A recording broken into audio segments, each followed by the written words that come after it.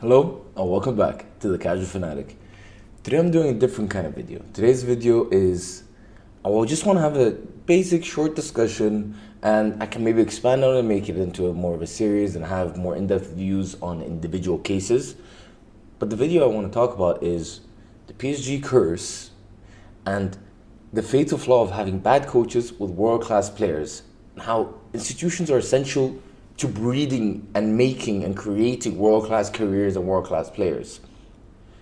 The player that kind of spawned this entire thought process and who made me think, okay, this might be a topic of debate, someone that maybe I should make a full-length video on. And that player is Neymar. He was brought up again recently in transfer rumors and in potential outgoing from PSG and maybe him moving to a Newcastle. He's also been linked to United. And that's seen as him making a negative move or seen as him downgrading. But I feel like it's the exact opposite in that situation. What's happened is Neymar is the exact product of bad decision making, following the money, and making a decision based on a wrong thought process of what actually creates world-class players. And that is them being directly associated with proper coaches and proper institutions. Now tell me, with Neymar, has he ever had a world-class manager? You could argue that maybe Enrique for a season, but there's never been stability. There's never been a manager that's had him as in their team, that's been able to be there for a long enough period of time to establish a structure and institution in place where you can get the best out of Neymar for a consistent period of time. And that's why you've seen the only time he's truly thrived at the top level and where he's been able to win the accolades was at Barcelona, when the institution was Barcelona and when the structure was there in place. And that was young and early in his career. He left Barcelona at, I think, 24, 25, and kind of fallen into the obscurity of the French league. And I think that's why I'm calling it the PSG curse, because that's where, other than Ibrahimovic, I don't think there's been a single player that's gone there and elevated his profile.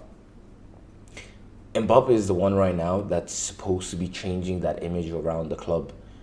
But I started watching Mbappe again a few weeks ago, and what you're seeing is, don't get me wrong, to me he's the best player in the world, most talented player in the world right now. But the problem that you have now is, when do you start to get over the line where he needs to leave?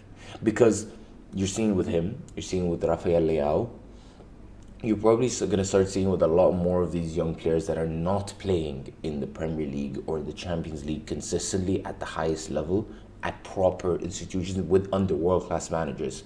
And the effect of coaching is so much higher in terms of a long-term aspect than it is on the short term. This idea that coaches come in and boom, they have a tactical genius kind of way to implement their philosophy, and boom, the players just transform. That's not how it works. The effect of coaching, especially on young players, and especially on young world-class players, you're seeing just the effects coming in and having Carlo Ancelotti under Vinicius has had. Look how he's elevated his game. Look how he's coached him in the right way. And you're seeing Vinicius start to develop into the player that he needs to become. At the end of the day, this is a winger that they were trying to hound out. He didn't have the output whatsoever, and now he's had 20 goals, over 20 goals and over 20 assists in back-to-back years. That's a big difference, and that's an impact that, yes, of course it is player, of course it's training, of course it's all of this, and him being surrounded by the correct crop of players. But it's the coach who's able to instill that. It's the coach who's able to develop that in him. Now with Mbappe, this is a player that now you're starting to see him pick up some bad habits, and that's what you end up seeing with these players that are uber talented and playing at a lesser standard.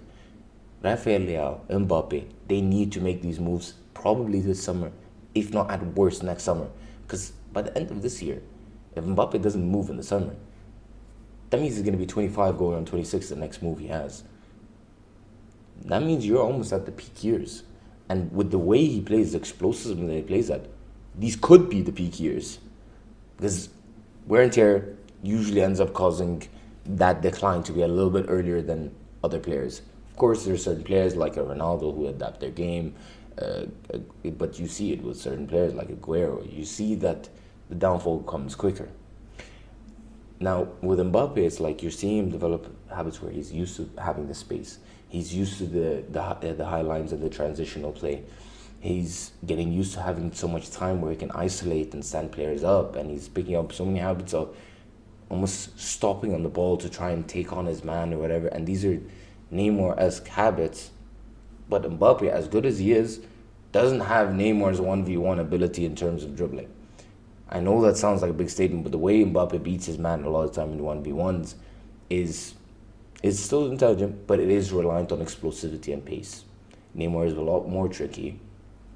And still, this is a bad thing that he's picked up while he's been there. Now, PSG do this a lot because you bring world-class players from other leagues that are playing at a much higher intensity, much higher competitiveness, that are usually not the star player at their club. You bring them in with the allure of them becoming a star of a team that is supposed to now compete with the elites. But these players already didn't have that mentality. Now you bring them into a league where now they create this false facade where they think that they are now that world-class player. And I'm not saying that they don't have the talent to become that, but they bring them in. You then give them that ego, that push, whatever. You don't construct a proper squad. You don't have the right infrastructure and structure in place for elite winning. You don't bring in a coach and give him the time to create his own team and to implement long-term coaching principles. And then you tell them to play in a lower intensity league where they basically don't get... The reason why PSG lose so many games is not because they would be able to probably match the results that some of the other big clubs around Europe are doing in their own domestic league. But the reason PSG don't is because the intensity is so hard to just go up, down. Because you play the Champions League, and then the French league, the intensity is so much lower for them. For PSG, I'm not saying the rest of the French league. The rest of the French league is actually very interesting to watch. But that's because you're seeing players like Lacazette and Balogun and Openda being lethal goal scorers. I actually think Openda and Balogun could go on to others. There's the right foundations for them to be able to move on to another league and probably potentially succeed. I did recommend Luis Openda for Aston Villa for that reason. But back to my point. With PSG, and then you see this low intensity where they sometimes will drop the ball on certain things because it's hard to then, when you do concede, when you do get something that is out of nowhere, it's hard to then just pick it up and let's play. That just doesn't exist because there isn't a regimen and structure there. And right now, I would be so wary of any top talent that decides to go to PSG. You've seen multiple players now with world-class, if not the best of the best generational talent, go there and fail to live up to their potential.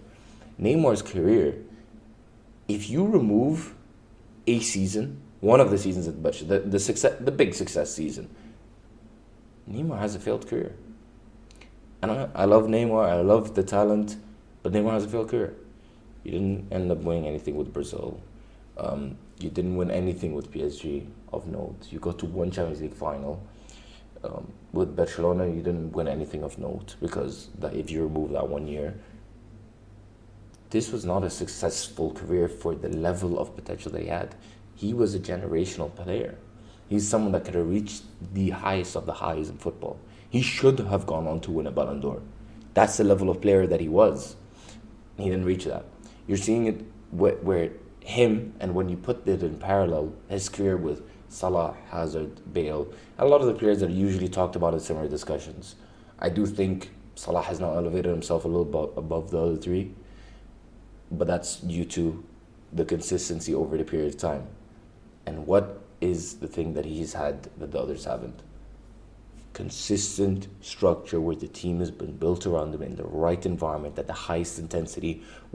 Also, we have to give credit. Compared to the three of them, probably the best mental side of the game compared to the other three, where in terms of his dedication to training, his dedication to staying fit, all of those factors. But what has he also had?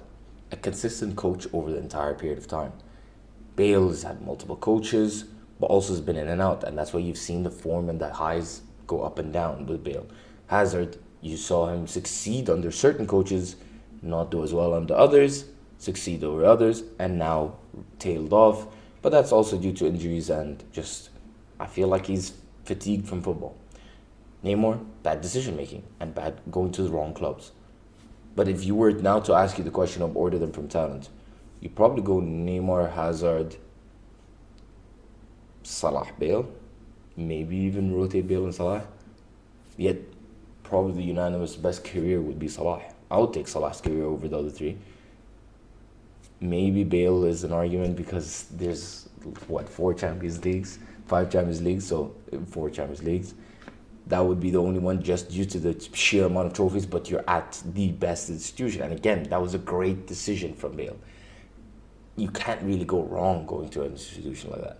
You can't really go wrong going to, current state to Barcelona, but a couple of years ago, Barcelona. You can't really go wrong going to a Bayern Munich. And those are the decisions you have to make. That's why Robin Ribéry, it worked out so well, because they went to the right place. Lewandowski has been at the right place. Why do you think Muller never left? Why do you think a lot of the players that go to Bayern never end up leaving? Because you have strong coaching, you have a structure in place, you have the right training mentality, they bring in the right profiles of players to curate a squad that all have a similar mentality and an elite way of winning, wanting to win. And I think it's so essential. This is the kind of thing where you have to emphasize coaching. Certain players fail due to other reasons. Certain players the people love to talk about Quaresma or Balotelli or Mutu or those kind of players. That's an inherent thing within the players. You could maybe say that certain coaches, if they had the willingness to, could maybe have saved some of these careers. And I don't think that someone like Mancini who had Balotelli had the patience to deal with that. You saw it with Mourinho, that he really had that faith in him. And I think if he had stayed longer with Mourinho, I think there was something there, potentially. But again, he didn't have that consistent coach. He didn't have that consistent figure that was able to bring that out of him. He ended up being crazy. The mental side was not there, and he failed. Now there's other cases, so like Jack Wilshere, where it's an injury thing. For me, those kind of players, it's just unfortunate. The body just wasn't made to get to that standard. Now, someone like Wayne Rooney is an interesting one, for me at least, because he became world class. He became among the elite, and I'd say for periods of time, he might have been the best striker in the world at that time. And some people would still say his career was a failure due to the fact that he came in as an 18-year-old and was already in the argument for the best strikers in the world. And he had the talent level to match anyone, the desire to match anyone. But in a way, himself failed himself due to him not having the willingness to push through. But also, I would say the coach did fail him. And I'm not saying Sir Alex is my favorite manager ever. Of course he is. He means a lot to me in my life and my footballing experience.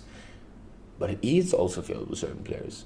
He's also failed to assess certain things and be like, yes, I can work on this. I can save this player. Because someone like Paul Pogba, we've seen his career now. Up and down, here and there. And there's so much talent. If Ferguson just kept him and worked on him and really just pushed him in the right way to create the world-class talent and get the best out of him, Ravel Morrison, maybe Ravel Morrison, a more of an extreme case because that seemed to be much more of a personal thing. But with Pogba, it's like, make something there. And I understand that at the age-wise, it's a situation where he's in where he wasn't thinking there was that many years left in his career. I understand that he doesn't want another project. He doesn't want another headache. He wants players where he brought back Scholes, where he had Carrick in his midfield. Let me win with this, let me go out. But that's kind of an unfair thing for him in terms of how he approached it for the rest of the club. Same thing with Rooney. When Ferguson retired, Rooney wouldn't have been what year? He retired 2013. Rooney is 38 right now, so that's 8 years ago. No, 10 years ago. Rooney was only 28 when Ferguson retired. If you played the cards right and you nurtured him in the right way, You had another 5 to 7 years in Rooney. That's how much more you could have extracted of him at a top level. Because the talent is there. Now he also didn't take care of himself. He also didn't do enough he didn't do himself justice in terms of the talent that he had. But this is why coaching is so significant though. And coaches' willingness and will to and desire to keep nurturing these young talents. And you saw it tail off as well with like Arsene Wenger. Also, it could if Arsene Wenger's factors are a little bit different because also the second he started creating an actual world class player, the club sold him on from under his feet. It became very difficult to maintain that desire to keep developing these world class players, and that's where you saw him shift his age profile more to the Santi Cazorla, Podolski, Ozil, Sanchez towards the end because it was like I'm done with finding these gems, developing to the point where they are now ready for me to compete with them, and boom, they're gone. That must have been very difficult. But coaches are so important to creating these players, to creating these prospects, and nurturing them into actual elite winners. Because the talent level is only gonna take you so far. Even if you're the most talented player in the world, it's only gonna take you so far. And even your own individual hard work is only gonna take you so far. You need to be in the right organization, in the right situation to be able to get the best out of it and to be able to have a memorable career. Because a lot of it also is, you want to say luck in sense of the where you play, but it's not luck. It's decision making, and it's proper advice and proper coaching in place that allows these talents to get the most out of themselves. That's why I call this the PSG curse, but it goes on in many clubs, many institutions, and I hope that we don't start to see it with some of the young stars that are going to Chelsea right now, Nkunku, Fernandez, Mudryk. It would be very disappointing if all of them end up failing due to the fact that of the instability at Chelsea. Let me know if you want an in-depth review on any certain player. I touched on a couple of players that that were on my list that I thought about to talk about because they're the most obvious and clear examples. Let me know if there's anything you want me to go into detail with. This has been another episode of The Casual Fanatic. See you on the next one. Bye-bye.